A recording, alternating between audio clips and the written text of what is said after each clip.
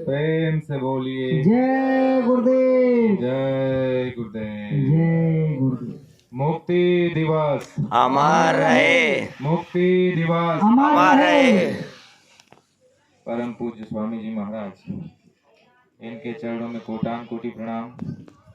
उपस्थित सभी सत्संगी धर्म प्रेमी, जहाँ तक भी ये आवाज जा रही है, आप सभी को सादर जय गुरुदेव। जय गुरुदेव।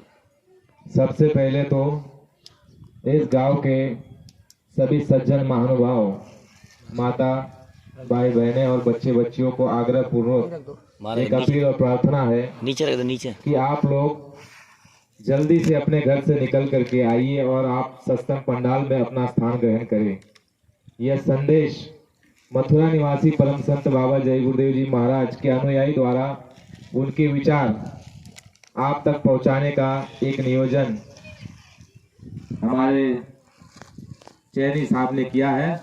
तो उनकी मेहनत वो सफल बने, इसलिए आप अपना सहयोग दें, अपना थोड़ा समय निकाल करके आप इस कार्यक्रम में आकर के अपना स्थान ग्रहण करें। ऐसी आप सभी के सामने हाथ जोड़ करके प्रार्थना है, इससे आपको लाभ ही होगा।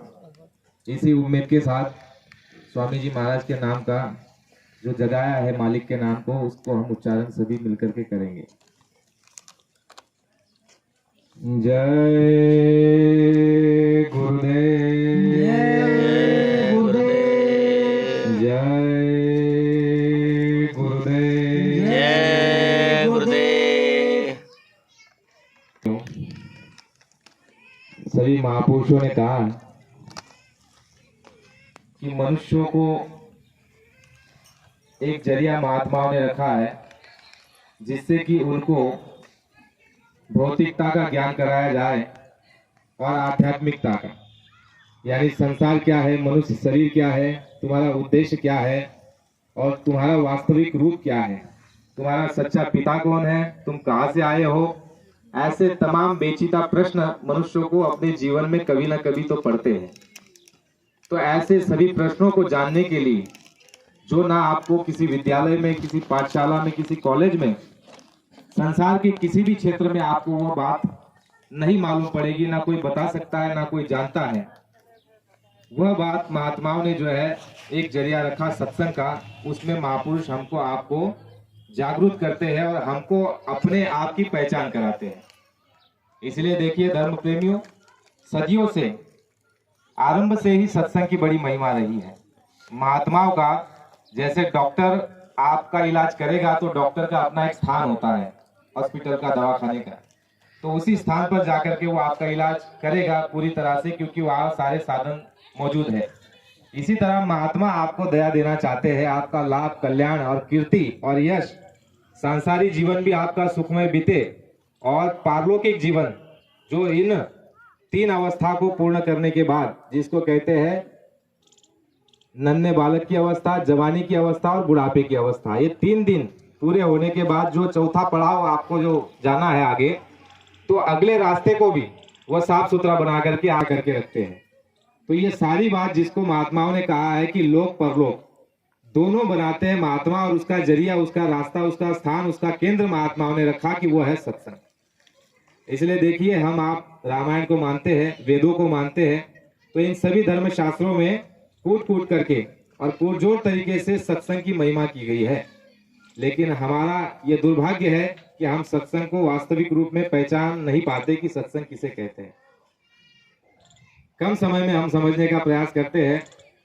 स्वामी जी महाराज ने कहा कि सत्संग का मतलब होता है जो सत्य से जुड़ चुका है। स्वामी जी महाराज ने कहा कि जो सत्य से जुड़ चुका है उसका संग करने का नाम ही सत्संग है। अब जो सत्य से नहीं जुड़ा है, महात्माओं की बात गुरु महाराज कहते हैं कि जैसे केले की पात पात में पात, वैसे संतों की बात बात में बात होती है। बाबा जी ये कहते हैं कि बच्चा तुम ऐसे आओगे और जेब में हाथ डाल करके ये सोचोगे कि हम बाबा जी का ज्ञान ले लेंगे, सत्संग समझ जाएंगे, तो बाबा जी ने कहा ऐसे नहीं समझा जा सकता। उसको आपको समय देना पड़ेगा, बैठना पड़ेगा। जो आपकी आत्मा की दुर्गति हो रही है, नाना प्रकार के कष्ट झेल रही है, अनंत कई युगों से, युगांतर से जो आप कष्ट झेल रहे हो, दुख झेल रहे हो, नरक और 84 में यातनाएं भोग रहे हो, स्वामी जी महाराज ने कहा इतना बड़ा पेचीदा विषय और आप दर दर की ठोकरें खा रहे हो इस मृत्युलोक में, काल के देश में, और उससे निकालने का जो महात्माओं ने रास्ता निकाला, तो वह रास्ते को समझने के लिए उसको हमको समय देना पड़ेगा। महात्माओं ने कहा है, स्वामी जी महाराज ने कहा कि 12 साल रहो हंसों की टोली, तब समझो संतों की एक बोली। एक बोली समझ में आएगी प्रेमी। 12 साल हंसों की टोली जब आप रहोगे, हंस कहते हैं जो साधना द्वारा जो साधु हो चुके हैं, जो अंतर साधना करके, बाहरी नहीं आंतरिक रूप में साधना करके, दोनों पटों को बंद करके अंतर में अपने ये घाट पर बैठ करके जीवात्मा से चेतन पूजा करते हैं, आत्मा से परमात्मा की। और आत्मा जो है इस शरीर को 9 द्वारों को खाली करके 10वें द्वार से, जिसे ब्रह्म रंध्र भी कहते हैं, उस 10वें द्वार से निकल करके अंड खंड और ब्रह्मांड की सैर करती है, देवी देवता का दर्शन दीदार करती है, और काल के लोक को भी, जिसके 3 लोक 14 भुवन का क्षेत्र है, जिसके अंदर हम जिसके दायरे में रहते हैं, उसको भी पार करते हुए जब आगे निकल जाती है जीवात्मा, ईश्वर लोक से आगे ब्रह्म लोक, और ब्रह्म से भी आगे पार ब्रह्म में जब प्रवेश कर जाती है, वहां गुरु महाराज ने कहा कि वो मुक्ति का स्थान है। और वहां क्या है? मान सरोवर है। जैसे आप कहते हो कि मान सरोवर है, गंगा है, इसमें स्नान कर लोगे तो तुम्हारे कर्म कट जाएंगे। तो महात्माओं ने ये कहा कि वो मान सरोवर और वो गंगा वो अंदर है, बाहर नहीं है, वो अंदर है। और जब अंदर का कोई रास्ता भेदी महात्मा तुमको मिल जाएगा, और जब वो तुमको रास्ता दे देगा, स्वामी जी महाराज ने कहा कि सब कुछ तुम्हारे पास है, लेकिन रास्ते का भेदी कोई होना चाहिए। स्वामी जी महाराज ने कहा कि तुमको अधिकार दिया है कि तुम अच्छा बुरा कर सकते हो। यह अधिकार पूरी सृष्टि में जितने भी प्रकार के खाने हैं, जिसमें आप देवी देवता, कीड़े मकोड़े, गाय पतंग, भैंस, कुत्ता, बिल्ली, भूत प्रेत, जिन जिन्नात, इनको किसी को नए कर्म करने का अधिकार नहीं है। ये सारे जो है बंधन में है और ये अपना भोग भोग रहे हैं। गुरु महाराज ने कहा कि जो देवता बने हुए हैं, उनका पुण्य प्रताप के कारण उनको जो है स्वर्ग में और वैकुंठों में लाखों वर्षों तक उनको वहां स्थान मिल गया। यानी वो अपने सुख को भोग रहे हैं जो उन्होंने पुण्य किया। जय गुरुदेव। ये देखा कि जब तक हमें नीचे से, यानी आरंभ से पहले पायदान से जब तक हमको शिक्षा नहीं मिलेगी, तब तक हमारी जो है, गुरु महाराज ने कहा कि जब तक तुम्हें अपना मानव धर्म समझ में नहीं आएगा, तब तक तुम्हें आध्यात्मिक धर्म समझ में नहीं आ सकता, तब तक आत्म धर्म तुमको समझ में नहीं आ सकता। तो स्वामी जी महाराज ने जो है उसके लिए सत्संग में जो है सारी बातें बता करके रखी है, उसको हम बारी बारी समझने का प्रयास करते हैं। गुरु महाराज ने कहा कि एक समय था कि भारत भूमि में रहने वाले आप और हम, इन्होंने जो है विश्व को मार्गदर्शन किया। विश्व को जो है भारत के लोगों ने मार्ग दिखाया, सत्य का, प्रेम का, अहिंसा का, त्याग का, बलिदान का, सेवा का, आत्मा परमात्मा का, स्वामी जी महाराज ने कहा न्याय सुरक्षा का। यह जो संदेश है विश्व को भारत के लोगों ने दिया। प्रेमियों, इस इतिहास को आपको हमको समझना पड़ेगा। जब तक इस इतिहास को हम आप नहीं समझेंगे, तब तक बात बनने वाली नहीं है। गुरु महाराज ने प्रेमियों यह कहा कि पूरे सृष्टि में, यानी जो आप ऋतुलोक देखते हो, पूरे पृथ्वी के भीतर में यह जो भारत भूमि है, गुरु महाराज ने कहा कि यह ईश्वरीय सत्ता का केंद्र है। बात समझ में आ रही? जय गुरुदेव। जय गुरुदेव।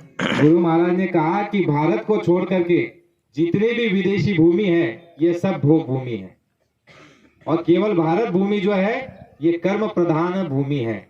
यहाँ पर शुभ कर्म किए जाते हैं और ईश्वरीय सत्ता का ये केंद्र है। गुरु महाराज ने कहा जो भारत की तुम्हारी हमारी भूमि है, इसका जो है सीधा वहां पर निशान है, और सीधा वहां से ऊपर से शक्तियां नीचे आती है, और भारत के भीतर में ही ऐसी शक्तियां उतरती है, और उनको भारत के लोगों को मार्ग दे करके भारत के लोगों को इतना पक्का बना देते हैं कि वो विश्व में जाकर के उस ज्ञान को फैलाते हैं। जिसको आप सामाजिक ज्ञान समझो, जिसको आप राजनीतिक ज्ञान समझो, जिसको आप आत्म ज्ञान समझो, परमात्मा ज्ञान समझो, गुरु महाराज ने कहा वो सदियों से भारत भूमि पर अवतारी शक्तियां आकर के भारत भूमि को चुना, और इसमें आकर के उन्होंने जो है सदैव से इस भारत के आदमी को जागरूक किया, सदैव से इसके अंदर में धर्म जागरूक किया। जो कृष्ण भगवान ने भी अपने जो है महाभारत के समय अर्जुन को बता रहे हैं, वो विश्व की अमेरिका, लंदन, ब्रिटेन की बात नहीं कर रहे हैं। वो देखो क्या जिक्र कर रहे हैं, कौन से क्षेत्र की बात कर रहे हैं। वो कह रहे हैं अर्जुन को कि यदा यदा ही धर्मस्य ग्लानिर्भवति भारत, यहाँ पर भारत का शब्द का उच्चारण हुआ है प्रेमी। यदा यदा ही धर्मस्य ग्लानिर्भवति भारत अकृत्थान अधर्मस्य तदात्मानं सुजाम्यः परित्राणाय साधूनां विनाशाय च दुष्कृताम धर्म संस्थापनार्थाय संभवामि युगे युगे। प्रेमियों, हमने बहुत सुना, कथा कीर्तन वार्ता पढ़ा भी होगा, लेकिन कहते हैं कि जब तक आपको महात्मा नहीं मिलेंगे, जैसे आप स्कूल की किताब उठा करके ले आओ अपने मकान में और अपने बच्चों के सामने जो है ढेर लगा दो और कहो कि बच्चा ये जो है किताबें पढ़ करके तू जो है पीएचडी कर ले, हो जाएगा? नहीं होगा। नहीं। उसके लिए मास्टर की जरूरत पड़ेगी। तो इसी तरह गुरु महाराज ने क्या कहा कि जो रामायण में लिखा, जो वेदों में लिखा, जो 18 शास्त्रों में लिखा है और जो बाइबल में लिखा है, वो सब कुछ सत्य है, लेकिन उसको कौन बताएगा? महात्मा बताएंगे। जो जीते जागते मौजूद महात्मा होंगे वही तुमको बताएंगे। उसके लिए स्वामी जी महाराज ने उदाहरण दिया। उदाहरण ये कहा कि जो पहले के शूरवीर हो चुके हैं और आज कोई अबला नारी को सताया जा रहा है और पहले के शूरवीरों को वो पुकारेगी, महाराणा प्रताप हमारी रक्षा करो, छत्रपति शिवाजी महाराज हमारी रक्षा करो, तो क्या वो आकर के रक्षा कर देंगे? हालांकि वो अपने समय में सत्य थे, सही थे, नेक थे, पुरुषार्थी थे, क्षत्रिय राजा थे, धर्मनिष्ठ थे, लेकिन क्या वो आज आकर के तुम्हारी हमारी मदद कर सकते हैं? बिल्कुल नहीं। स्वामी जी महाराज ने कहा आज का क्षत्रिय होना चाहिए जो सामने मौजूद है, जिसके अंदर बल है, शौर्य है, साहस है और जो सत्य आचरण करता है, जिसमें हिम्मत है तुमको बचाने की, वो आकर के तुमको बचा सकता है, उसको पुकारोगे। गुरु महाराज ने कहा पहले के जो धनवंतरी होते थे, वेद और हकीम होते थे, वह इतने, हमारे भारत का विज्ञान इतना ऊंचा था प्रेमियों। हमारे देखो वेद केवल ऐसे नाड़ी को ऐसे छूते थे, नाड़ी को ऐसे हाथ आपका पकड़ लिया, कोई एक्सरे करने की जरूरत नहीं, सोनोग्राफी करने की जरूरत नहीं और 250 ग्राम खून निकालने की जरूरत नहीं। बिल्कुल ऐसे नब्ज नाड़ी पकड़ ली और वैसे ही बता देते थे कि तुम्हारे शरीर में क्या चीज की कमी है, और वही जड़ी बूटी जो गांव में और ये आपके खेतों में और खलियानों में, पहाड़ों में और कंदराओं में जड़ी बूटियां मिल जाती थी और वही जड़ी बूटियों को कूट करके, पीस करके वो उनको दे देते थे, तो वो मर्ज हमेशा के लिए समाप्त हो जाता था। स्वामी जी महाराज ने कहा इतना ऊंचा विज्ञान हमारे देश में था, तो वो वेद, वो धनवंतरी और वो हकीम, उनको जब आप बुलाओगे, याद करोगे बीमारी में, तो क्या वो आकर के आपकी मदद कर देंगे? आपकी बीमारी ठीक कर देंगे? टीबी ठीक कर देंगे? नहीं कर सकते। वर्तमान का आपको डॉक्टर चाहिए, उसके बिना काम होने वाला नहीं है। स्वामी जी महाराज ने इधर और एक बहुत बड़ी बात बताई, उसको समझने की जरूरत है।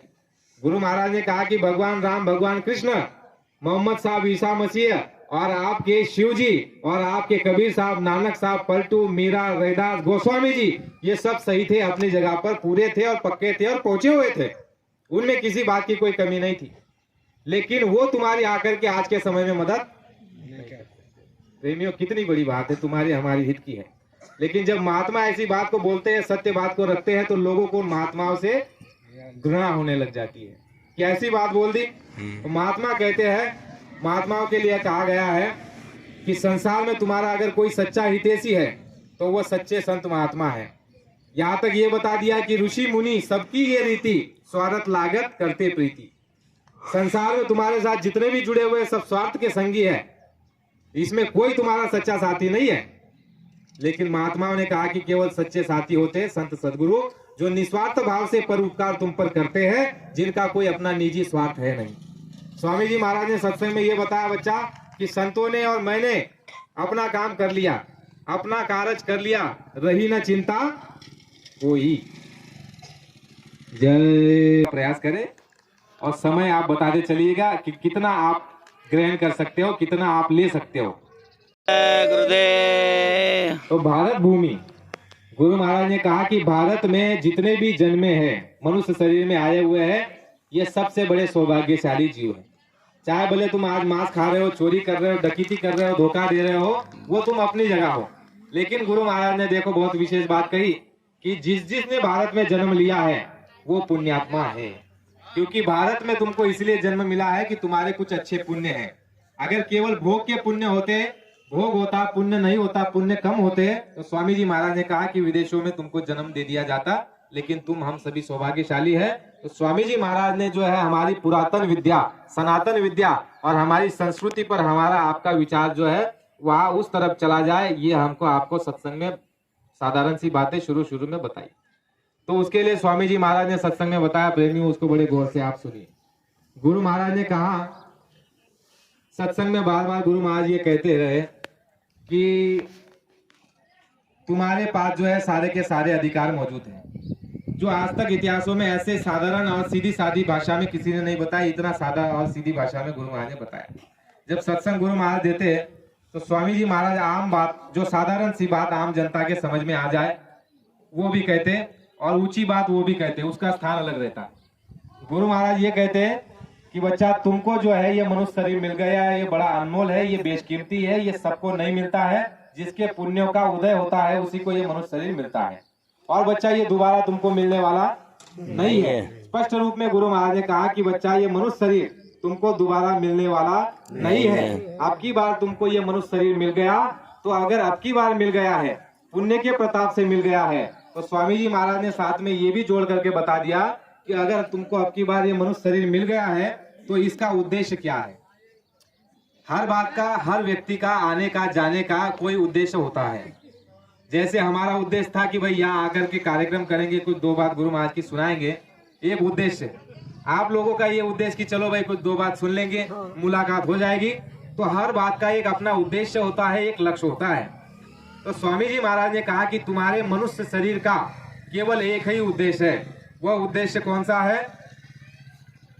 जय। मनुष्य शरीर की प्राप्ति का केवल एक ही उद्देश्य है, और वह उद्देश्य यह है कि जीते जी तुम इस अपने बंधन को, जिसको कहते हैं अष्टग्रंथि, अष्टग्रंथि यानी रजोगुण, तमोगुण, सतोगुण, 3 और आपके 5 तत्व, जल, पृथ्वी, अग्नि, वायु, आकाश, इसमें जो तुम्हारी जीवात्मा कैद है, उस जीवात्मा को जीते जी किसी जीते जाते महात्माओं से रास्ता लेकर के जन्म मरण के चक्कर से छुड़ा लो, और उस मालिक के जीते जी तुम प्राप्ति कर लो।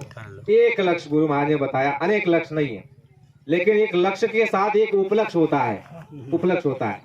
जैसे आप सत्संग में आए हो, हम भी आए हैं, तो हमारा लक्ष्य क्या है? आत्म कल्याण, कि भाई चलो जाकर दो बातें सुना देंगे तो सेवा हो जाएगी, हमारा परमार्थ बन जाएगा। लक्ष्य क्या है? आत्म कल्याण का।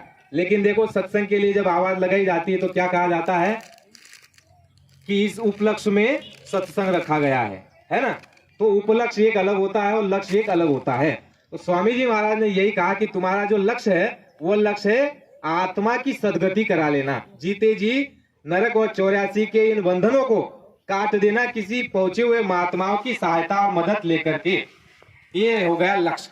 आप तुम हम कहते हैं कि फिर ये जो संसार कर रहे हैं क्या बेमतलब है? गुरु महाराज ने नहीं कहा कि बेमतलब है। गुरु महाराज ने कहा कि इसका भी मतलब है। क्या मतलब है? स्वामी जी महाराज ने कहा कि ये उपलक्ष्य है, उपलक्ष्य है। जैसे कहा गया है कि साधन धाम मोक्ष कर द्वारा पाई ना अजय परलोक सवारा, यानी ये जो आपको मनुष्य शरीर मिला है, स्वामी जी महाराज कह रहे हैं कि ये साधन धाम अपने जाने के लिए ये तुमको साधन मिला। ये मनुष्य शरीर, गुरु महाराज ने कहा ये तुमको ऐसा साधन मिला हुआ है। गुरु महाराज ने कहा तुम पढ़े लिखे हो, ग्रेजुएट हो, धनवान हो, ज्ञानवान हो, गुणवान हो और इंजीनियर हो और तुम जो है मैकेनिकल हो, लेकिन अगर कोई तुम्हारे घर में बच्चा मर गया, बीवी मर गई, माँ बाप मर गए, घर में कोई मर गया, तो तुम उस आदमी को, मरे हुए को जिंदा कर सकते हो? नहीं कर सकता। तुम बड़े धनवान हो, बच्चा नहीं हो रहा है और पैसा फेंक करके क्या बच्चा हो जाएगा? तो ये तुम्हारे हमारे हाथ में नहीं है। तो इसका कारण गुरु महाराज ने बताया कि मनुष्य शरीर उसकी दया से प्राप्त होता है और पुण्य के प्रताप से तुमको हमको मिलता है, महात्माओं की दया दृष्टि से। तो ये पुण्य प्रताप से तुमको हमको शरीर मिल गया, और जब मिल गया तो स्वामी जी महाराज ने कहा कि इसका उपलक्ष्य आपका ये संसार उसने तुमको साथ में दिया है, और शरीर ये दे दिया रथ, और इसमें बैठ करके जीवात्मा जीते जी अपने जो है आत्मा के कल्याण के लिए कार्य करेगी, जिसके लिए महात्माओं ने देखो कहा है। और थोड़ा पीछे चले जाते हैं, थोड़ा पीछे कहा जाते हैं कि इस मनुष्य शरीर में हम आने से पहले कहाँ थे? ऐसा प्रश्न हमको आया है? कभी आपको जीवन में ऐसा प्रश्न आया होगा कि या इस शरीर में आने से पहले हम कहाँ थे? आया था? आता है। हमको बड़ा आता था पहले, जब गुरु महाराज नहीं मिले थे। तो सबको आता है, किसी को आ गया, किसी को आने वाला है। सबको ये प्रश्न जरूर आएगा कि इससे पहले हम कहाँ थे। देखो, महात्मा जो सुनाते हैं, गुरु महाराज ने कहा वो कथा कहानी नहीं सुनाते। महात्मा जो सुनाते हैं वह सत्संग, सत्य से जो जुड़ चुके हैं वो सत्य बात बताते हैं, और वो जो बताते हैं उसको सत्संग कहते हैं, और वो जो बताते हैं वो सत्य, जो सत्य है उसकी बात बताते हैं। अब सत्य क्या है? गुरु महाराज ने कहा सत्य केवल आत्मा और परमात्मा है। बोले ना, सत्य केवल आत्मा और परमात्मा है, और वो आत्मा और परमात्मा की ही बात बताते हैं। उनका भी एक लक्ष्य होता है, एक सूत्री कार्यक्रम। गुरु महाराज ने कहा कि मेरा बच्चा कोई दूसरा काम नहीं है। पहले सत्संग में सुनाते रहे कि मेरा दूसरा कोई काम नहीं है, मेरा केवल एक ही काम है। हम आए उस देश से जहाँ तुम्हारो धाम, तुम सबको घर पहुंचाओ ना, एक हमारो काम। लेकिन है प्रेमियों, विचार करो महात्माओं को कितना कष्ट झेलना पड़ा। बाबा जी ने कितना कष्ट झेला, कितनी तकलीफ उठाई तुम्हारे हमारे लिए, लेकिन देखो हमारे कान में जू तक नहीं रोकती और बिल्कुल विचार नहीं करते। महात्माओं ने देखो इतिहास भरा पड़ा हुआ है तुम्हारे हमारे लिए, इन मनुष्यों के लिए। कितने महात्माओं ने अपने तन के ऊपर कष्ट झेला।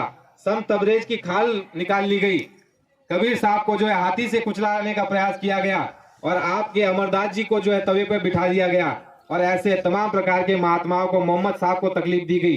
भगवान राम को जो है वनवास भेज दिया गया, कृष्ण भगवान को जो है मथुरा वालों ने वहां से तंग करके द्वारका जाना पड़ा। यानी तुम्हारे हमारे लिए महात्माओं ने कितनी तकलीफ और कष्ट झेला है, लेकिन तुम्हारे हमारे अंदर बिल्कुल भी हलचल नहीं होती। गुरु महाराज कहते हैं अरे बच्चा हम तुम्हारे लिए मेहनत कर रहे हैं, हमारा क्या है, अपना कार्य कर लिया, रही ना चिंता कोई। और महात्मा मेहनत करते रहे और तुम चुपचाप बैठे रहो, तो ये कोई अच्छी बात थोड़ी है बच्चा। महात्मा तुम्हारे लिए हमारे लिए आते हैं, और सच्चे मायने में उन्हीं को तुम्हारा हमारे दर्द की पीड़ा है, उनके अलावा किसी को नहीं। कहा गया है गिरी बदरिया पाप की बरस दे अंगार, और संत न होते जगत में जल मरता संसार। जगत में इतना पाप बढ़ा कि अंदाज से बाहर चला, वो तो संतों की दया रही जो अब तक जग ना ढला। विचार करो प्रेमी, मामूली बात नहीं। संत अलग होते हैं, अवतारी अलग होते हैं। गुरु महाराज ने कहा कि अवतारी शक्तियां जो आती है धर्म की स्थापना के लिए, और वो तुमको चेताती, आगाह करती है कि समय रहते धर्म पर आ जाओ, और नहीं आओगे तो तुम्हारा सफाया कर दिया जाएगा। माफी की वहां कोई बात नहीं।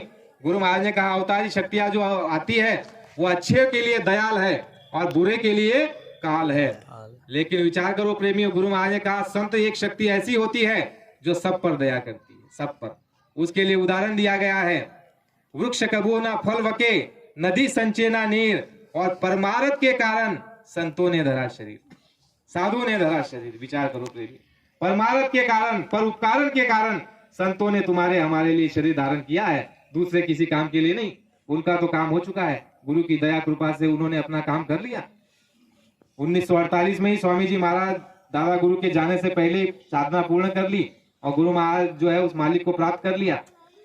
लेकिन स्वामी जी महाराज को दादा गुरु ने आदेश दिया कि तुमको ये दौलत जीवों में बांटनी है, और तुमको जो है इन दुखी के, ये जो दुखी है, परेशान है, और ये जितने भी कष्ट झेल रहे, इनके कष्ट को दूर करने का काम तुमको दिया जाता है। तो स्वामी जी महाराज ने इसलिए आकर के हमको आपको चेताया, जगाया, होश दिलाया। और गुरु महाराज ने कहा कि ये मनुष्य शरीर अब की बार तुमको मिल गया है, दोबारा मिलने वाला नहीं है, और ये अब बचेगा नहीं, क्योंकि तुमने ऐसा कोई काम अच्छा किया ही नहीं है जिससे कि तुमको दोबारा मनुष्य शरीर मिल जाए। तुमने ऐसा कोई अच्छा काम किया नहीं है जिससे कि तुमको दोबारा मनुष्य शरीर मिल जाए। और मनुष्य शरीर जब नहीं मिलेगा तो है प्रेमियों, विचार करो तुम्हारी हमारी क्या दुर्दशा होगी। मनुष्य शरीर नहीं मिलेगा और बुरे कर्म बनते चले जा रहे। हमारे शरीर में 10 इंद्रियां है, 5 ज्ञान इंद्रिया, 5 कर्म इंद्रिया। सुबह से लेकर के रात तक जितने भी कर्म बन रहे हैं, सबके सब कर्म तुम्हारे हमारे क्रियामान कर्म के खाते में लिखे जा रहे हैं, कोई छूटने वाले नहीं है। और गुरु महाराज ने कहा कि ब्याज के साथ तुमको जो है वो दिया जाएगा, ब्याज लगेगा उसके साथ में प्रेमियों, छूटने वाला नहीं। गुरु महाराज ने कहा भगवान राम के पिता राजा दशरथ, उनको भी देना पड़ा। भगवान राम के मामा जो थे कंस, उनको भी देना पड़ा। यानी अवतारी शक्तियां जो मृत्यु लोक में आई और उनके साथ जो लगे रहे, उन्होंने उनकी बात नहीं मानी और बुरे काम करते रहे, तो उनको जो है सजा मिली, उनको उन्होंने माफ नहीं किया। महाभारत में एक जगह दृष्टांत आता है कि भगवान कृष्ण के बहुत समझाने पर भी 5 पांडवों ने जो है भगवान कृष्ण की बात को मानी नहीं, उन्होंने माना नहीं। लेकिन जब विराट स्वरूप दिखाया तब जाकर के अर्जुन ने माना। और सारा युद्ध क्षेत्र में जो है रणभूमि में रक्त रंजित होने के बाद जब भूमि महाभारत हो गया, 18 दिनों में 18 अक्षौहिणी सेना जब समाप्त हो गई और वहां पर जो है लहू ऐसे नदी बहने लग गई, इतने लोग मारे काटे गए गाजर मूली की तरह। उसके बाद पांडव आपस में ये कहने लग गए कि देखो ये पराक्रम हमने किया, कृष्ण भगवान ने कह दिया कि जाकर के देखो वहां पर चोटी पर, पहाड़ के चोटी पर बैठे हुए हैं, उनको जाकर के आप पूछो, जिसको आप खाटू श्याम कहते हैं आज, बर्बरिक। तो भगवान कृष्ण वहां ले गए बर्बरिक के पास और जाकर के कहा कि पांडवों को इनसे पूछो कि रणभूमि में तुमने चलाया है कुछ और चल रहा था। तो बर्बरिक ने पांडवों को कहा कि मैंने ये देखा कि कोई शस्त्र नहीं चला रहा था, कोई बाण और कोई गदा नहीं चला रहा था, केवल एक सुदर्शन चक्र चल रहा था, सुदर्शन चक्र ही चल रहा था। फिर पांडव ने कहा फिर हमने जो किया वो, कहा कि तुमने कुछ नहीं किया, ये काम भगवान कृष्ण ने किया। और फिर सारा काम हो जाने के बाद भगवान कृष्ण ने पांडवों को क्या कह दिया कि तुम्हारे ऊपर मनुष्य मारने की हत्या लगी हुई है। पांडव नाराज हो गए, दुखी हो गए, भगवान ऐसे कैसे, हम तो आपकी बात को मान करके हमने जो है शस्त्र उठाया, हम पर तो कोई सजा नहीं लगनी चाहिए। भगवान कृष्ण ने कहा कि नहीं नहीं पांडव, तुमने मेरी बात को नहीं माना। अर्जुन कहने लगे कैसे नहीं माना? भगवान कृष्ण ने कहा कि जब मैंने तुमको विराट स्वरूप दिखाया, मैंने बहुत तुमको ज्ञान दिया कि है अर्जुन, ये जिसको तुम सामने देख रहे हो मेरा ताया है, नाना है, चाचा है, मेरा गुरु है और मेरा चचेरा भाई है, मैं इन पर कैसे बाण चलाऊं? हे अर्जुन, मैंने तुमको बहुत समझाया, लेकिन जब तुमने बात को नहीं माना तो अंतिम विकल्प को मुझे अपनाना पड़ा और मैंने अंतिम विकल्प को अपना करके तुम्हें अपना विराट स्वरूप दिखा दिया और दिखा दिया आने वाले भविष्य की बात कि ये सारे मरे हुए हैं, इनमें से कोई जिंदा नहीं है, केवल तुमको एक निमित्त मात्र अपना गांडी उठा करके ये समाज को, देश को दिखाना है कि अधर्म के रास्ते पर चलने वालों का ये हश्र होता है। ये इतिहास में अंकित करने के लिए तुमको कहा जा रहा था, काम तो मैं ही करने वाला हूँ, लेकिन तुमको एक केवल निमित्त मात्र बनना था। जैसे बाबा जी कह रहे कि निमित्त मात्र बन जाओ। कृष्ण भगवान ने भी पहाड़ उठाया, लेकिन निमित्त मात्र ग्वाल बालों को कर दिया। लेकिन अर्जुन ने कहा कि भगवान नहीं, हमने तो आपकी बात मानी। कृष्ण भगवान ने कहा विराट स्वरूप दिखाने के बाद तुमने गांडी उठाया और जो है बाण चलाया है, इसलिए ये जो जितना भी पाप ये हुआ है ये सब तुम्हारे सर पर। फिर 5 पांडव कहने लगे फिर हम क्या करें? कहा कि तुम मुंह छुपा करके वैतरणी नदी में जाकर के वहां डूब के मर जाओ, ये तुम्हारा प्रायश्चित है। वैतरणी नदी में जाकर के डूब जाओ। और वो उस समय पर, आज पता नहीं, ऐसी वो वैतरणी नदी थी, वहां पर ऐसे अगर हाथ डालोगे तो हाथ गल जाएगा, इतना ठंडा पानी। और शास्त्रों में ये भी निकल करके आता है, गुरु महाराज ने भी बताया कि कृष्ण भगवान के साथ रहने वाले पांडव नरकों में पड़े। बोले कि नहीं बोले? आपको बाहर किसने क्या सुनाया वो हम नहीं जानते, लेकिन संत कहे आंखों देखी, निगुरा कहे कागज लेखी, संत कहे आंखों देखी। गुरु महाराज की आंखों देखी कही हुई बात है। त्रिकालदर्शी महात्मा कभी झूठ नहीं बोलते, उनके सामने तो ऐसे कोरी एकदम किताब, खुली किताब है। गुरु महाराज ने कहा कि पांडवों को आज भी नरक में मार पड़ रही, विचार करो। यानी कि सजा मिलेगी, सजा को अवतारी शक्तियां माफ नहीं करेगी, और समय रहते मान लोगे तो उसमें से कुछ गुंजाइश हो जाएगी, लेकिन अवतारी शक्तियां माफ नहीं करेगी, माफ केवल दया शक्ति करती है। गुरु महाराज ने हमको आपको बताया कि इस मनुष्य शरीर से आने से पहले तुम कहां पर थे, उसको बारीकी से हम आप समझे। महात्माओं ने एक वाणी में कहा हुआ है कि कई जन्म है कीट पतंगा, कई जन्म गजमीन कुरंगा, कई जन्म खेबर में खोइया, कई जन्म पंछी जगजैया, किरण काल देश अजरिया, और अब की बार जगदीश मिलन खेवरिया। आया ना? कई जन्म है कीट पतंगा, तुम्हारा हमारा इतिहास।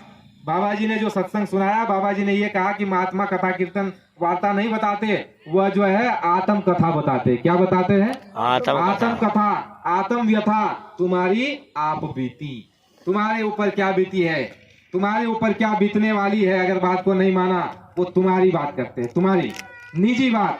तुमको अगर एकनाथ की बात बता दी जाए पूरे जीवन की, तो उससे तुमको क्या लाभ होगा? अरे तुमको तो अपनी बात चाहिए, अपने मतलब की बात चाहिए। हमारी बात बताओ, हमारा कल्याण, हमारा हित, हमारा लाभ और हमारी खुशी, हमारा आनंद उस किसमें है? तो महात्मा वही चीज बताते हैं। तो स्वामी जी महाराज ने कहा कि कई जन्म है कीट पतंगा, कई जन्म गजमीन कुरंगा, कई जन्म खेबर में खोइया, कई जन्म पंछी जगजैया, किरण काल देश अजरिया, अब की बार, ऐसे महात्माओं ने कहा अब की बार जगदीश मिलन खेवरिया, अब की बार तुमको ये मौका मिला हुआ है उस मालिक को जीते जी प्राप्त करने का, और तुम इसको कर सकते हो। गुरु महाराज ने कहा कि तुम इसको कर सकते हो, जैसे कबीर ने किया, नानक ने किया, पलटू ने किया, मीरा ने किया, रविदास ने किया, वैसे तुम भी बच्चा कर सकते हो। गुरु महाराज ने कहा कि 24 वर्ष की आयु में गोस्वामी जी महाराज ने उस मालिक को प्राप्त कर लिया। और देखो रामचरितमानस जो तुम्हारे हमारे हिंदू धर्म के मानने वालों के घर में पूजी जाती है, वो उनकी लिखी हुई रचित है रामचरितमानस। विचार करो, 24 वर्ष की आयु में उन्होंने उस मालिक को प्राप्त कर लिया और इतना बड़े ग्रंथ की रचना कर डाली, और कितने जीवों को नामदान दे करके पार कर दिया, कितने जीवों के ऊपर संस्कार डाल दिए। गुरु महाराज ने कहा कि बच्चा, ऐसा अगर तुम्हारे घर में कोई, अगर मान लो तुम्हारा बच्चा नेक निकल जाए, नेक निकल जाए, भक्त निकल जाए, पुण्यात्मा निकल जाए, सेवादार निकल जाए, महात्माओं का सच्चा भक्त निकल जाए, तो तुम्हारी माँ बाप की क्या बात है, वो तुम्हारी 7 पुश्ते को तार देगी। जय 7 पीढ़ी गुरुदेव। को तार सकता है अगर तुम्हारे घर में अगर एक पुण्यात्मा जन्म ले ले, एक पुण्यात्मा, एक भक्त अगर जन्म ले ले। तो इतिहास उठा करके देखो, भक्त प्रहलाद के विषय में निकल करके आता है। भक्त प्रहलाद के पिताजी का जब संहार कर दिया हिरण्यकश्यप का नरसिंह अवतार ने, तो उसके बाद कुछ दिनों बाद भक्त प्रहलाद कहते हैं भगवंत को कि है भगवंत, मेरे पिताजी ने बड़े अपराध किए हैं, बड़ा उन्होंने जो है गलत काम किया है, आप जो है उनको क्षमा कर दीजिए और उनकी सद्गति करा दीजिए, क्योंकि मैं पुत्र और मेरा पुत्र धर्म ये कहता है कि वो चाहे जैसे थे लेकिन मेरे पिता थे और उनके रजखून से मैं जो बना हूँ, इसलिए मेरा धर्म कहता है कि उनकी क्षमा माफी हो जाए और उनकी सद्गति हो। तो भगवान उनसे कहते हैं भक्त प्रहलाद, अरे भक्त, तुम्हारे केवल माँ बाप की नहीं, तुम्हारी 7 पुश्तों को पार कर दिया जाएगा, उनका कल्याण हो जाएगा। जय गुरुदेव। तो दोनों बातें आपको बताई जा रही है। गुरु महाराज ने भी इधर बताया कि अगर तुम्हारे बच्चे नेक निकल जाए, होनहार निकल जाए, चरित्रवान निकल जाए, शाकाहारी निकल जाए, सेवादार निकल जाए, भक्त निकल जाए, तो तुम्हारी 7 पुस्तकों को पार कर देंगे। इसलिए हमारे संस्कृति में हमारी ये बूढ़ी माताएं जिनको बच्चा नहीं होता था या बच्चा होने की आगे संभावना रहती, तो ये पुण्य करती थी, दान धर्म करती थी, महात्माओं से आशीर्वाद लेती थी। और देखो, गर्भ में जो बच्चे पलते थे उनके लिए गर्भ संस्कार भी किया जाता था। गर्भ संस्कार का मतलब क्या होता है कि जो माता के पेट में बच्चा है, लड़की है चाहे लड़का हो, और वो माता अगर फिल्म देखेगी, नाच गाने देखेगी, गाली देगी और झगड़ा करेगी, यानी जितने भी बुरे काम करेगी, वो सब असर उस पर पड़ेगा। ये गर्भ संस्कार होता था। इसलिए हमारी संस्कृति में महात्माओं ने ये व्यवस्था करके रखी थी। आपने महाभारत में वो दृष्टांत तो सुना होगा अभिमन्यु का। अभिमन्यु जब पेट में था उस समय पर जो है अर्जुन ने उनके धर्म पत्नी को व्यूह रचना को तोड़ने का, चक्रव्यूह को तोड़ने का सारी बात बता दी थी, लेकिन आखिरी चक्र को बात बताने के समय उनकी धर्म पत्नी को नींद आ गई। जब अभिमन्यु पेट में था और ये चक्र को तोड़ने का उसको ज्ञान दे रहे थे उनके धर्म पत्नी को, और आखिरी चक्र को बात बताने के समय उनकी धर्म पत्नी को आ गई नींद, और पेट में अभिमन्यु था। और विचार करो, अर्जुन उनको बता रहे हैं और अभिमन्यु पेट के अंदर से उनको जो है हुकार दे रहा है, यानी आवाज दे रहा है, लेकिन वो सो गई।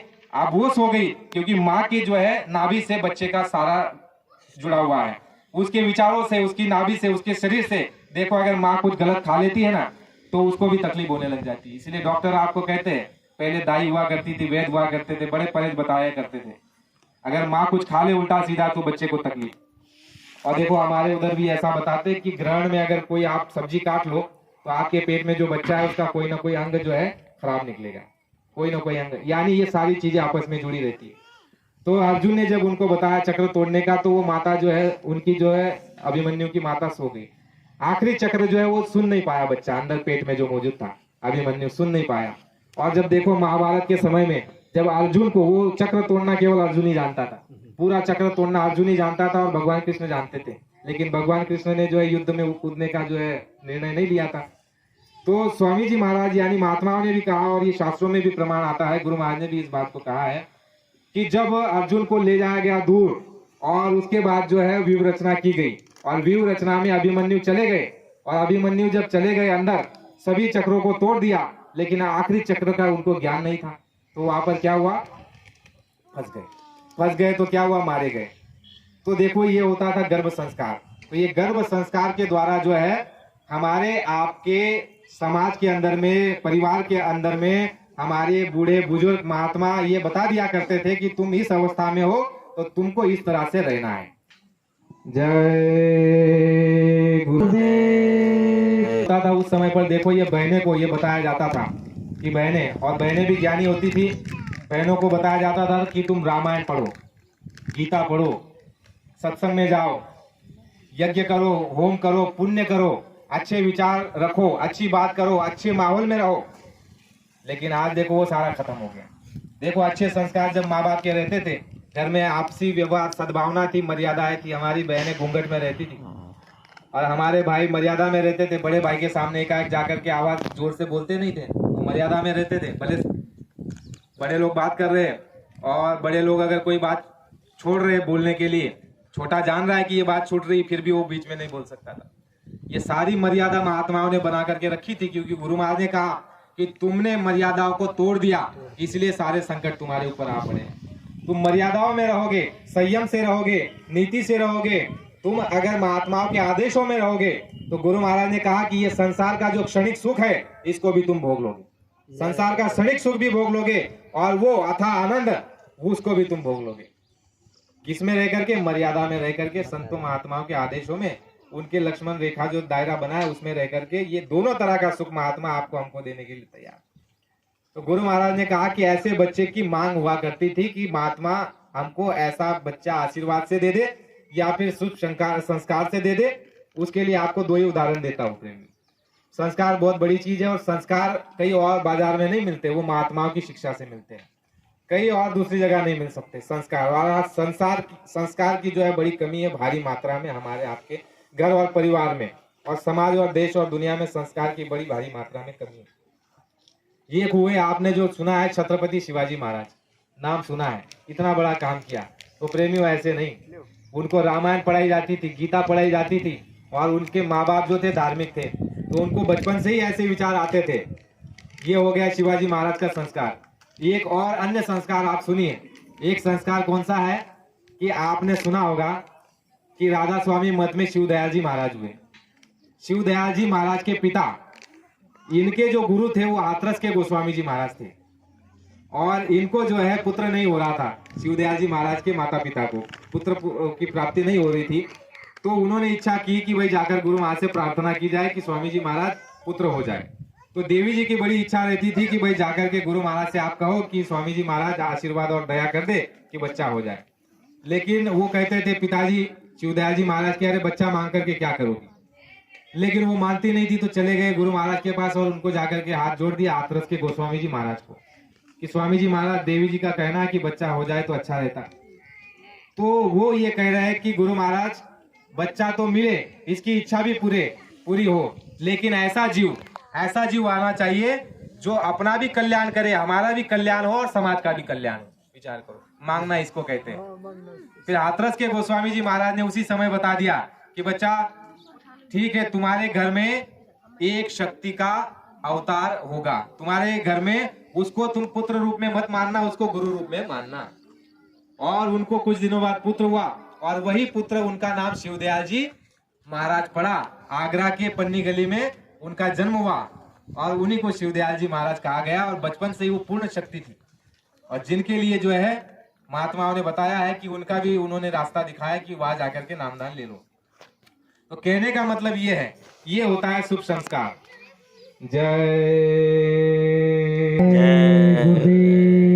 तो एकाएक इतनी बड़ी चीज जो है ये समझ में नहीं आती, इसके लिए पूर्व जन्म का नियोजित संस्कार होता है।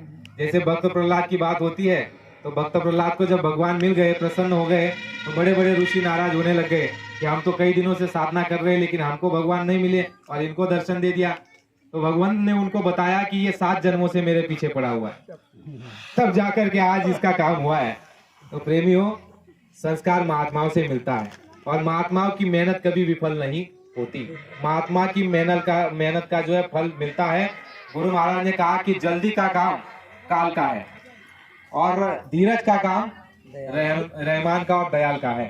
जो धीरज के साथ काम करते हैं उनको कहते हैं दयाल, और जल्दी का जो काम है वो काल का है। गुरु महाराज ने कहा कि वो एक झटके में सफाया कर दे, उसको क्या लगता है, उसको देर नहीं लगती है, लेकिन देर लगती है बनाने में, सुधारने में, संस्कार देने में। ऐ प्रेमियों, विचार करो, अगर किसी को सजा दे दी जाए, जय गुरुदेव, जय गुरुदेव। अगर कोई व्यक्ति है जो किसी को सजा दे दे, और एक तरफ दूसरा है जो उस बुरे आदमी को, बिगड़े हुए आदमी को, डकैत को, चोर को, मांसाहारी को, दुराचारी को, व्यभिचारी को सजा ना दे करके उसका अगर वैचारिक परिवर्तन कर दे, विचारों का परिवर्तन कर दे, तो विचार करो कौन बड़ा है दोनों में से। वैचारिक परिवर्तन जो जिसके अंदर करा दे वो सबसे बड़ा है, सबसे बड़ा। तो महात्माओं का वही काम है, वो डंडा नहीं चलाते। गुरु महाराज ने कहा महात्मा डंडा नहीं चलाते। अगर महात्मा डंडा चलाएंगे तो उनको कौन महात्मा कहेगा। महात्मा दयालु होते हैं, हर तरह से, हर दृष्टिकोण से महात्मा दयालु होते हैं। गुरु महाराज ने कहा कि तुम कई जन्मों से भटकते हुए आए हो, 4 खाने में तुम्हारा जाकर के तुमने जो है कष्ट झेले, तकलीफ उठाई, नाना प्रकार से तुमको मारा गया, काटा गया, सताया गया, कैसे कैसे गुरु महाराज ने कहा 4 खान बनाए हैं। एक आपका जो है स्थावर, स्थावर में ये जो है जितने पेड़ आप देखते हो, पौधे देखते हो, स्थावर योनि है। इसमें ये तत्व है जल तत्व, इसमें भी जीवात्मा है, हम आप इसमें जाकर के आए हैं। गुरु महाराज ने कहा और कई कई पेड़ वृक्ष ऐसे हैं 10-10 हजार वर्ष, 20-20 हजार वर्ष उनकी आयु है। वट वृक्ष जानते हो ना, 20-20 वर्षों तक उसकी आयु है, इतना जीवित रहते हैं। यानी उतने दिन तक आपको उस पेड़ में रहना पड़ा, हम भी और आप भी गए वहां पर उस पेड़ में कैद। और ये हो गया आपका स्थावर योनि, स्थावर जो है क्षेत्र हो गया। उसमें से निकालने के बाद गुरु महाराज ने कहा, उसमें से निकालने के बाद कीट पतंग में डाल दिया गया। उसमें 2 तत्व है, उसमें 2 तत्व है, एक अग्नि तत्व है और एक जो है वायु तत्व है। गुरु महाराज ने कहा कि तीसरा जो हो गया ये आपका स्थावर, पिंडज, अंडज, अंडज कहते हैं अंड से जो निर्मित होते हैं जीव, पशु पंछी जिसमें होते हैं पंछी, ये हो गए आपके अंडज। और पिंडज, पिंडज में जितने भी प्रकार के आपके ये पिंड में उत्पन्न होते हैं, मनुष्य है, गाय है, कुत्ता है, बैल है, गधा है, ऊंट है, घोड़ा है, ये पिंड से जितने भी जीव बनते हैं, गुरु महाराज ने कहा कि ये 4 खाने हैं, 84 लाख योनिया, 84 लाख योनिया है और 4 खाने हैं। इसमें तुम हम जाकर के आए हैं। वो क्यों जाकर के आए हैं? गुरु महाराज ने कहा क्योंकि तुमने महात्माओं का संग नहीं किया। जय गुरु, तो तुम फेंक देते हो। तो यही बात तुम्हारी हमारी हो रही है।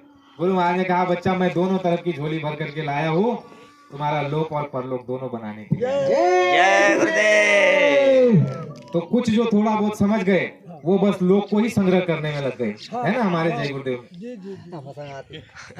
हरेंद्र भाई भी कहते हैं कि जब से मैं इधर आया हूँ बाबा जी के रास्ते में, काम धंधे में बड़ी व्यस्तता, सब ठीक ठाक चलता।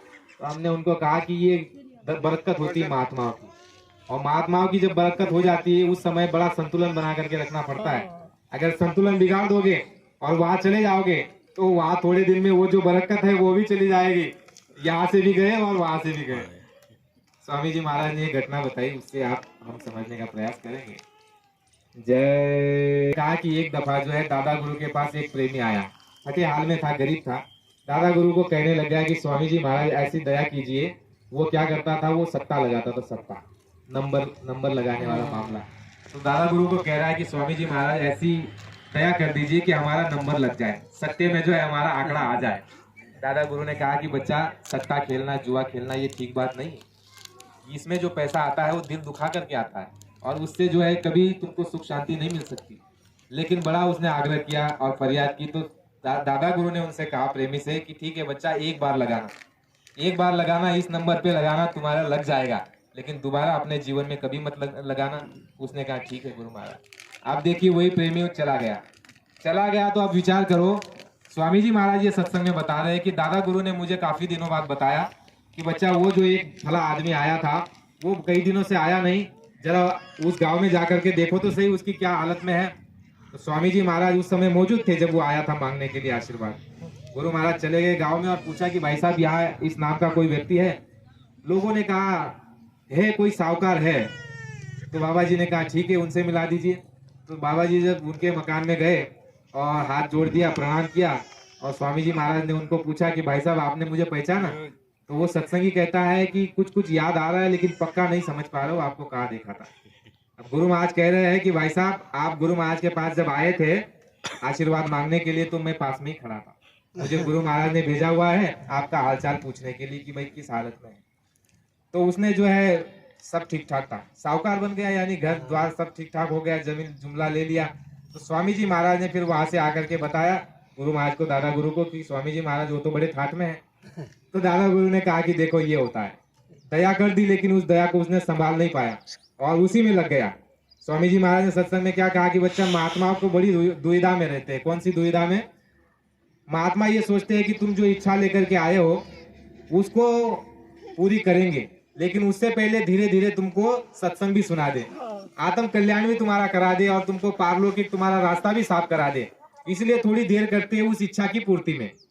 लेकिन कई सत्संगी ये मान लेते हैं अरे बाबा जी ने तो हमारा ध्यान ही नहीं दिया, हमारी इच्छा पूरी हुई ही नहीं, और वो भाग जाते हैं। इस अवस्था में ही भाग जाते हैं। दूसरी अवस्था गुरु महाराज ने बताया कि अगर कोई इच्छा लेकर के आया कि बाबा तो बड़े पहुंचे हुए महात्मा है और सबकी इच्छा पूरी हुई है, सब धनवान हो गए सत्संगी, तो हमारा भी कुछ लाभ हो जाएगा, तो तो चले आते हैं और गुरु महाराज कहते हैं अगर उनकी सीधी इच्छा पूरी कर दी जाए तो भी भाग जाते हैं। कहते हैं कि अब क्या जरूरत है बाबा की। तो दोनों अवस्था में गुरु महाराज ने कहा भाग जाते हैं। सत्संग में ये कहा कि बच्चा मेरे पास आकर के 75% लोग यहाँ से चले जाते हैं, क्योंकि उनको संसार प्यारा है, आत्मा प्यारी नहीं, परमात्मा प्यारा नहीं। 75% लोग मेरे यहाँ से चले जाते हैं। विचार करो, आप जितने भी बैठे हो केवल 25% वाले ही हो आप।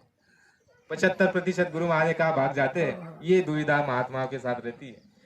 गुरु महाराज ने दादा गुरु कहा कि वो तो ठाठ में है। दादा गुरु ने कहा ठीक है कोई बात नहीं। कुछ दिनों बाद वही आदमी फटे हाल में आकर के फिर दादा गुरु के सामने आकर के हाथ जोड़ने लग गया कि गुरु महाराज आपकी बार और एक आशीर्वाद दे दीजिए, दोबारा नहीं लगाऊंगा। दादा गुरु ने कहा कि बच्चा हमने आपको कहा था कि दोबारा सट्टा मत लगाना, आपने लगा लिया और उसमें सारा धन हार गए, सब कुछ हार गए। गुरु की दया हुई थी, मालिक की दया हुई थी, अब दोबारा दया होने वाली नहीं है। एक बार दया दी थी लेकिन तुमने उसको संभाला नहीं, संतुलन बना करके रखा नहीं। सही बात। तो यही कहानी तुम्हारी हमारे साथ हुई है। कुछ जो थोड़ा बहुत समझ में आ गया वो संसार बटोरने में लग गए, और कुछ थोड़ा बहुत जो समझने लगे वो परमार्थ में आ गए, और वो लगे हुए वही 25% वाले हैं, बाकी तो चले जाते हैं गुरु महाराज ने कहा। तो ये अवस्था तुम्हारी हमारी होती रहती है। तो उसके लिए जरूरी क्या है? सत्संग, संस्कार, उसके लिए साधन भजन, सत्संग जरूरी है, सेवा जरूरी है। गुरु महाराज ने कहा कि जब तक सेवा नहीं करोगे तुम्हारी इंद्रिया पवित्र नहीं होगी। सेवा, उसके बाद सेवा करोगे इंद्रिया पवित्र होगी, मन बुद्धि चित्त इसमें जो है नियंत्रण आएगा, संतुलित हो जाएगी, और तुम्हारे अंदर इच्छा जगेगी कि सत्संग सुना जाए। और जब सत्संग सुनोगे तो तुम्हारे अंदर तीव्र इच्छा जगेगी कि इस आत्मा का जो है कल्याण होना चाहिए और हमारे परमात्मा का दर्शन होना चाहिए। तो तब तुम क्या करोगे? भजन।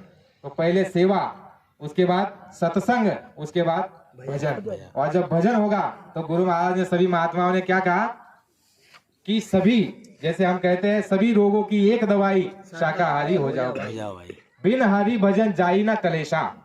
ये कहा हुआ है महात्माओं ने। तुम्हारे साथ जितने भी कलेश लगे हुए हैं, जितने भी कलेश, एक दो नहीं लगे हो, सैकड़ों लगे हुए हैं। गुरु महाराज ने सभी महात्माओं ने कहा कि बिन हरि भजन जाई ना कलेशा। और वो भजन कौन सा है?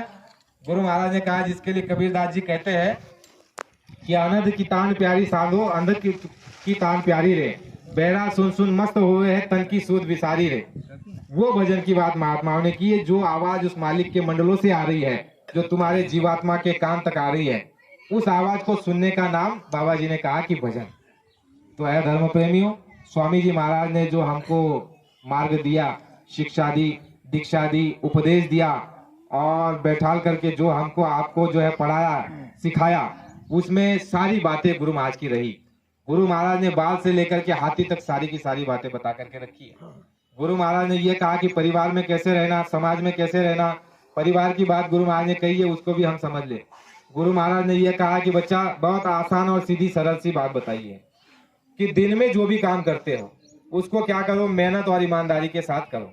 जो भी काम करते हो, दुकान, दफ्तर, खेती, नौकरी, व्यवसाय, व्यापार, जो भी काम करते हो उसको बड़ी मेहनत और ईमानदारी के साथ करो। जय गुरुदेव। जय गुरु, महाराज जय गुरुदेव। आज ये तुमको ये परिणाम स्वरूप तुमको ये सजा, वहाँ कौन बचाएगा, कौन रक्षा करेगा? गुरु महाराज ने कहा कि जो कर सकते हो इसी समय के दायरे में, श्वासों की पूंजी रहते अपना काम कर लो। अपना काम कौन सा है? पराये काम में मत फंसना। काम अपना करो भाई, पराये काम नहीं फंसना।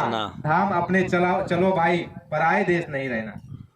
स्वामी जी महाराज का नीचे से लेकर के ऊपर सब कुछ गुरु महाराज ने कहा मैं केवल आध्यात्मवाद नहीं, मानववाद की भी शिक्षा।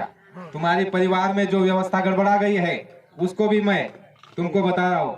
गुरु महाराज ने देखो ये बताया, बताने के लिए तो बहुत है, हम सोचते हैं कि क्या क्या बताए, और सुनने वालों की जितनी तीव्र इच्छा होती है, सुनने में जितना मजा आता है, उतने अच्छे विषय निकलते हैं अपने आप। तो स्वामी जी महाराज ने कहा मैं तुम्हारी सारी बातों को समझता हूँ और तुम्हारे सारे तकलीफ और दर्द की पुड़िया बन चुकी है, वो समय आते वो लागू हो जाएगी, ऐसा भी बोल करके रखा। स्वामी जी महाराज ने कहा कि जन्म मिल गया, अब सांसारिक क्षेत्र में प्रवेश करने में तुमको क्या क्या नियम, क्या क्या संयम, कैसे कैसे रहना है वो समझो। गुरु महाराज ने बताया है। गुरु महाराज ने ये कहा कि जो भी काम करते हो मेहनत और ईमानदारी के साथ करना, जो भी काम, छोटी मोटी बात नहीं। गुरु महाराज ने कहा कि मेहनत और ईमानदारी से करोगे तो क्या होगा? गुरु महाराज ने कहा बरकत आ जाएगी। गुरु महाराज ने कहा जो बरकत तुम्हारी चली गई है प्रेमियों, बरकत कहते हैं कामधेनु को। बरकत का मतलब होता है कि भले अगर आप कम भी कमा रहे हो लेकिन खा पी करके तुम्हारा पूरा पड़ जाएगा और बचत हो जाएगी। घर में चाहे तुम्हारे कितने भी मेहमान आ जाए, घर पे कोई भी फंक्शन कार्यक्रम पड़ जाए, तुम्हारे पैसे की कमी पड़ने वाली नहीं है। कोई भूखा जाने वाला नहीं है, कोई काम रुकने वाला नहीं है। इसको कहते हैं बरकत। गुरु महाराज ने कहा और ये बरकत कैसे आएगी? महात्माओं के द्वारा। और मेहनत ईमानदारी जब अपनाओगे, मेहनत ईमानदारी से जब चलोगे तो तुमको बरकत मिलने लग जाएगी। और जब बरकत आ जाएगी तो गुरु महाराज ने कहा कि तुम्हारा थोड़े में पूरा पड़ जाएगा। ए प्रेमियों, ये सारी तकलीफें क्यों है? इसका एक कारण ये भी है कि हमारी बरकत चली गई। बरकत चली गई इसलिए क्या हो गया? देखो, भाई भाई का हिस्सा मारने लग गए। क्यों? आपकी बरकत चल गई, पूरा नहीं पड़ रहा है। अब विचार करो, पूरा नहीं पड़ रहा है और आपको परिवार का पूरा करना ही है, तो क्या करोगे? यही करोगे, छीनोगे, छपटोगे, लूटोगे, भ्रष्टाचार करोगे, चोरी करोगे, डकैती करोगे, झूठ बोलोगे, बेईमानी करोगे, यही तो करोगे। तो महात्माओं की देखो कितनी दूरदृष्टि है। गुरु महाराज ने कहा मेहनत ईमानदारी, ये शिक्षा देश में संसार में देने वाले बाबा जी अलौकिक महात्मा है।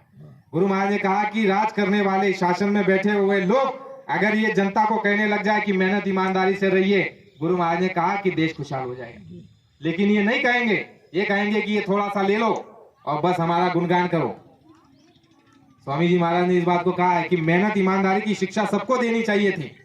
अब तुमको हमको मेहनत ईमानदारी की शिक्षा मिल गई तो देखो हमारे जीवन में कितना परिवर्तन आ गया। बहुत परिवर्तन आ गया। जो पहले बीमारी, कोर्ट का चक्कर, घर में लड़ाई, घर में जो है वाद और विवाद से जो तंग आते थे, या दवाखाने का जो खर्च होता था, या फिर जो बेमतलब का फिजूल खर्चा था, वो बच गया और बरकत होने लग गई, बीमारी कम होने लग गई। तो बरकत बड़ी कामधेनु है। गुरु महाराज ने कहा जब हमारे प्रेमी शुरू में स्वामी जी महाराज ने अपना काम शुरू किया, उस समय पर हमारे स्वामी जी महाराज के साथ में 80% गुरु महाराज ने कहा कि मेरे साथ गरीब किसान काश्तकार लोग हैं, मेरे साथ लगे हुए। तो स्वामी जी महाराज को कुछ प्रेमी ये कहते हैं कि स्वामी जी महाराज कुछ ऐसी दया हो जाए कि घर में बरकत आ जाए, पूरा पड़ने लग जाए। तो स्वामी जी महाराज ने उसके बाद देखो मथुरा में जो आपका ये मंदिर बना, स्वामी जी महाराज ने वहां पर ऐलान कर दिया 2001 में लगभग कि बच्चा अपने